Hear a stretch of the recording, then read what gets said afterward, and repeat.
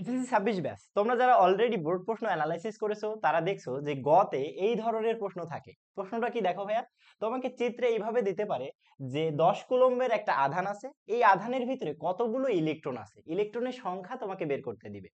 So যারা board প্রশ্ন দেখেছো তারা আবারও দেখছো কথার মাধ্যমেও লেখা থাকে যে 10 কুলম্ব আধানের মধ্যে কতগুলো ইলেকট্রন থাকে, সেটা বের করো।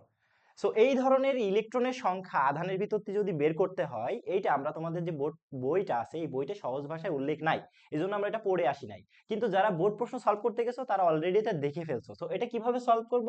সো তার আগে আমাদের শিখতে হবে যে ইলেকট্রনের সংখ্যা কিভাবে নির্ণয় করতে হয়। এটা মূলত তোমাদের যে আধান যে টপিকটা আছে এই টপিকের উপরে, বাট এটা তোমাকে ওইভাবে খোলামেলা ভাবে বলা নাই। সো আমরা এখানে শিখবো একটা সিম্পল এবং নর্মাল সূত্র, যে q equals to n e, যেখানে তোমার কিউ হচ্ছে আধান, কিউ হচ্ছে আধান, যার একক হচ্ছে তোমার কুলম্ব, যার একক কি ভাইয়া? কুলম্ব। তার মানে কত কুলম্ব আধান সেটা তোমার বড় হাতের কিউ এর মান। ওকে, এখন তোমাকে জানতে হবে ইটা কি ভাইয়া। ইটা হচ্ছে তোমার ইলেকট্রনের চার্জ, ইলেকট্রনের চার্জ। ওকে, ভালো কথা। আর এই এনটা হচ্ছে তোমার ইলেকট্রনের, ইলেকট্রনের সংখ্যা। এইটা হচ্ছে তোমার ইলেকট্রনের সংখ্যা, আর এইটাই তোমার গতে প্রশ্নে চাই। মাঝে মাঝে এটা কিন্তু এমসিকিউ তে দিতে দেখা যায়, কারণ তুমি ক্যালকুলেটর চাপলে অ্যান্সার চলে আসবে, কিন্তু তোমাকে জানতে হবে সূত্রটা q is equal to n e. ঠিক আছে, তাহলে এখন তোমাকে এখান থেকে এন এর মানটা বের করতে হবে, যে এন সমান সমান কিউ বাই ই।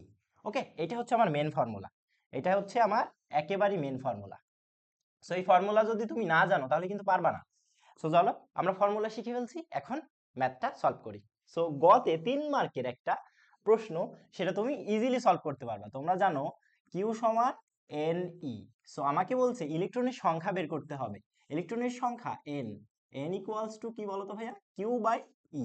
এখন কি, কিউ এর মানটা তোমাকে চিত্রের মাধ্যমেও ভিতরে দেওয়া থাকতে পারে, বা কথার মাধ্যমেও তোমাকে এখানে বলে দিতে পারে। যেটাই বলো তুমি আধানটা খুঁজবা, কত আধানের জন্য বের করতে বলছে। ঠিক আছে, ওকে। তাহলে 10 কুলম্ব, তাহলে এটা আমি 10 বসাই দিব। আর ইলেকট্রনের চার্জ তোমাদের যদি দেওয়া থাকে ভালো, আর না দেওয়া থাকলে ইলেকট্রনের চার্জ তোমাদের সবার যেন সারা জীবন মনে থাকে, ঠিক আছে, সেটা হচ্ছে 1.6 into 10 to the power minus 19 বা 19 কুলম্ব। ঠিক আছে, সো এইটা দেওয়া থাকতেও পারে বা নাও পারে, কারণ এটা সবার জন্য মুখস্থ। এই জন্য মাঝে মাঝে তোমাকে এটা দিয়ে দিবে না, তখন তুমি কিন্তু একটু হিমশিম খেয়ে যেতে পারো, এটা কিন্তু খাবা না। ওকে, তোমার ইলেকট্রনের ভর মুখস্থ থাকা লাগবে, ইলেকট্রনের চার্জ মুখস্থ থাকা লাগবে, এই দুইটা যেন তুমি পরনির্ভরশীল না হও। ওকে, ঠিক আছে। এখন দেখো ই এর মানটা তুমি বসাবা 1.6 into 10 to the power minus 19 coulomb. এখন তোমার হাতে যদি একটা ক্যালকুলেটর থাকে আর অ্যান্সার করার দরকারই নাই, একটা ক্যালকুলেটর নিবা। এই দেখো আমি একটা ক্যালকুলেটর নিচ্ছি, এখানে 10 divided by 1.6 into 10 to the power minus 19 বসাই দিলাম। ঠিক আছে, তাহলে আসলো 6.25 ইন্টু 10 টু দি পাওয়ার তোমার 19 এত টি। তাহলে ইলেকট্রনের সংখ্যা তুমি পাইলে কত? দেখো 6.25 ইন্টু 10 টু দি পাওয়ার না 19টি, এতগুলো ইলেকট্রন তোমার এই 10 কুলম্বের ভিতরে ছিল। এই 10 কুলম্ব আধানের ভিতরে কতগুলো ইলেকট্রন ছিল? 6.25 ইন্টু 10 টু দি পাওয়ার 19টি। বোঝা গেল?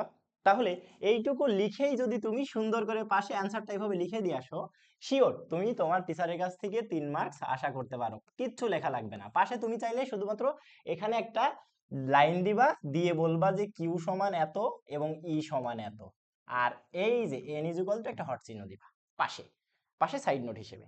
তাহলে দেখবা তুমি একদম 3 এ 3ই পাচ্ছ। বুঝতে পারলে? এটা যেহেতু তোমাদের, তোমাদের জন্য আমরা হচ্ছে কামব্যাক একটা রিভিশন কোর্স লাগাচ্ছি, ওখানে তোমাদের বোর্ড প্রশ্নগুলো সব অ্যাড করতে যেয়ে এটা দেখলাম যে তোমাদের যেহেতু মূল বইতে এই প্রশ্নটা দেওয়া নেই, তারপরও বোর্ডে আসছে, তার মানে তোমাদের জানানো উচিত।